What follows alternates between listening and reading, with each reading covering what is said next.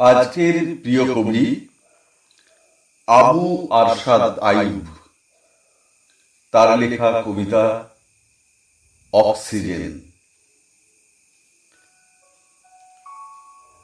হাঁসফাঁস করে জীবনের সময়গুলো পার হচ্ছে,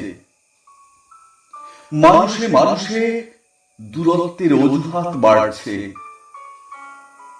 শিশুর স্বপ্নীল চোখে নেমেছে দুঃসময়ের অমাবস্যা।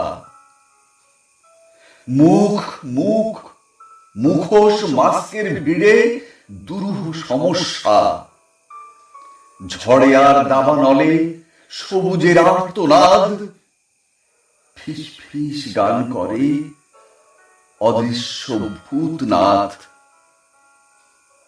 বন্ধ পাখিদের কলতান, ফুলেদের হাসি, মহামারী মহাসংকট, সুসময়ের হয়েছে ফাঁসি। গাছদের গান নেই, পাতাতেও প্রাণ নেই, নিঃস্বতা কেড়েছে নাভিশ্বাস।